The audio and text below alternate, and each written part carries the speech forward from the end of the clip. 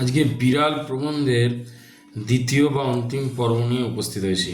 আচ্ছা, প্রথম পর্বে আমরা যা দেখলাম সেখানে বিড়াল এবং কমলাকান্তের মধ্যে কথোপকথন হচ্ছে। বিড়াল সমাজতান্ত্রিক ভাবধারা উদ্বুদ্ধ হয়ে সমাজে সাম্য প্রতিষ্ঠার কথা বলছে।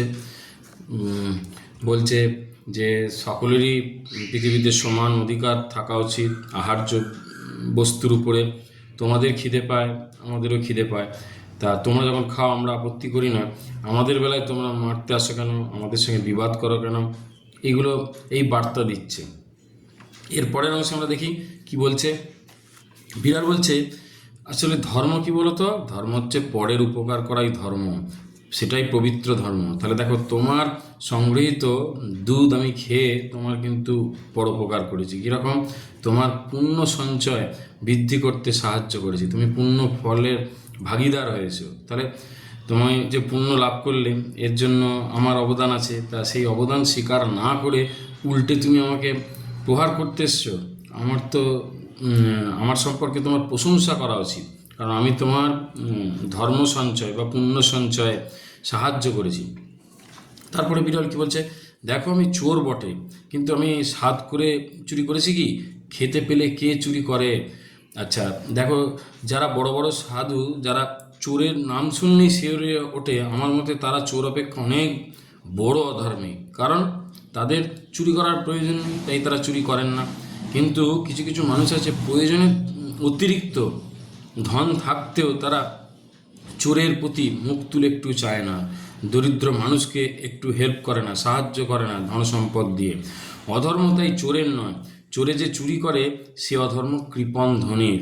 মানে চোর দোষী যদি হয়, সেই দোষের থেকে বড় দোষী হচ্ছে কে না, কৃপণ ধনী। তাই চোরের দণ্ড যদি হয়, তাহলে কৃপণ ধনীরও দণ্ড হওয়া উচিত, তাই নয় কি? বিড়াল এই প্রশ্ন ছুড়ে দিচ্ছে কমলাকান্তকে। তারপরে কি বলছে দেখো, যে দেখো আমি পাঁচিলে পাঁচিলে বা প্রাচীরে প্রাচীরে ম্যাও ম্যাও করে ঘুরে বেড়াই, কেউ আমাকে মাছের কাঁটাখানা ফেলিয়ে দেয় না। তারপরে মাছের কাঁটা, পাতের ভাত নর্দমায় ফেলে দেবে, জলে ফেলে দেবে, তাও কেউ আমাকে ডেকে একটু খেতে দেয় না। তোমাদের পেট ভরা, পেটে খিদের কি জ্বালা তোমরা কি করে জানবে?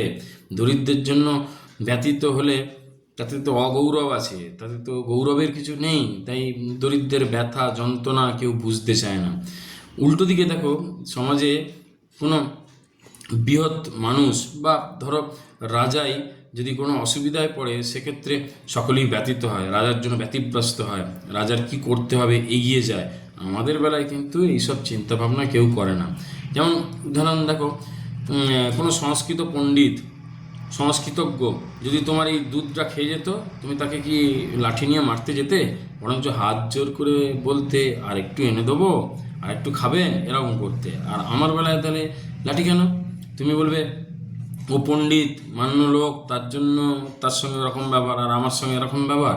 কিন্তু এটা ভেবে চিনতে দেখো যে ক্ষুধা তেষ্টার ক্ষেত্রে সবাই এক। সে পণ্ডিত বলে তার কি ক্ষুধা বেশি, তেষ্টা বেশি, আর আমি পণ্ডিত নয় বলে আমার ক্ষুধা তেষ্টা নেই?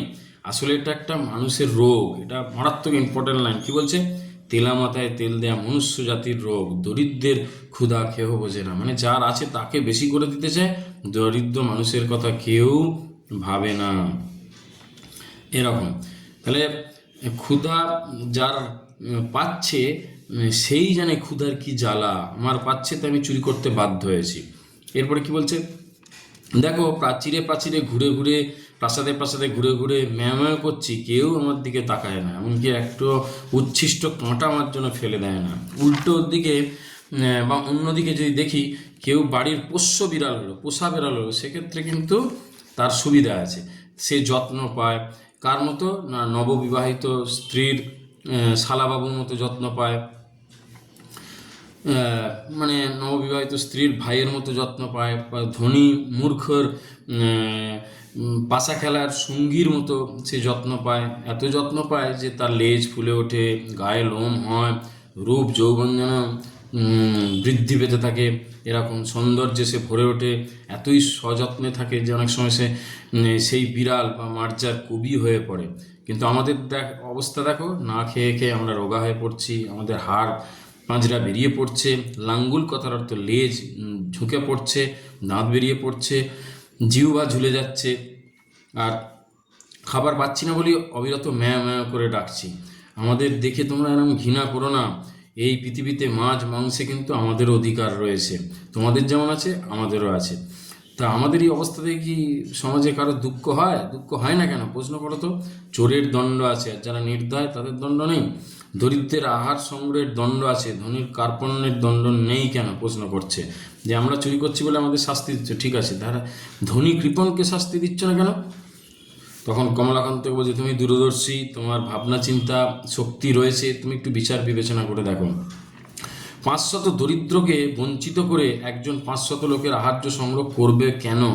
যদি করিল তবে সে খাইয়া তাহার যাহা বহিয়া পড়ে তাহা দরিদ্রকে দিবে না কেন? মানে ধনী ধন সম্পদ সঞ্চয় করছে ঠিক আছে, কিন্তু অত্যধিক সঞ্চয় করা এটা কি ঠিক? সেটা যদি অল্প বিস্তর গরিবের মধ্যে বিলিয়ে দেয় তাতে অসুবিধা কি? আর দরিদ্র মানুষের নেই বলেই সে চুরি করতে বাধ্য হয়। আর এটা জেনে রাখো, অনাহারে মরে যাওয়ার জন্য পৃথিবীতে কেউ আসেনি। এই সব কথা বলাতে দেখছে যে সমাজে বিশৃঙ্খলা তৈরি হবে। তখন কমলাকান্ত বলছে, থামো থামো, তুমি অনেক কথা বলেছো, তোমার এই সমস্ত কথা সমাজতান্ত্রিক কথাবার্তায়, এসব কথা শুনলে সমাজের ক্ষতি হবে। আর জেনে রাখো, সমাজ বিশৃঙ্খলার মূলে তোমার এই কথাবার্তাগুলো হয়ে দাঁড়াবে। যার যত ক্ষমতা সে যদি ধন সম্পদ সঞ্চয় করিতে না পায় এবং নির্বিঘ্নে ভোগ করতে না পারে, তাহলে ধন সঞ্চয় সে যত্ন করবে না, সমাজের ধন বৃদ্ধি হবে না।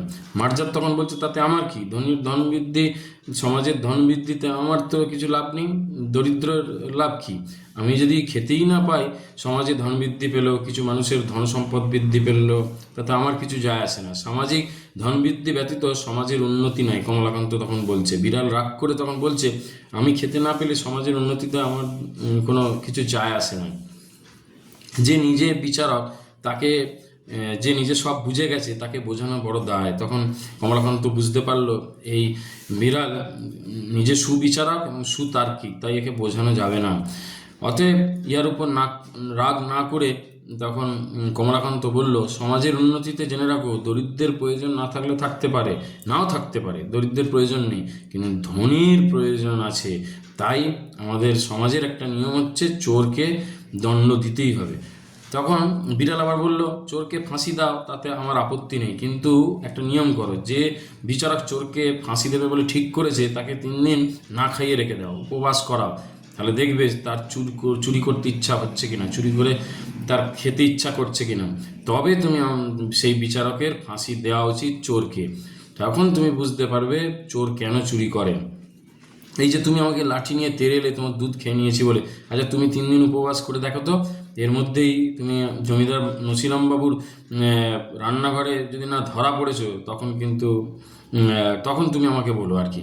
তুমি 3 দিন উপবাস করে যদি থাকো, তাহলে দেখবে ক্ষুধার জ্বালা কি, চুরি করতে যাবে ধরা পড়বে, এটা বলতে চাইছে।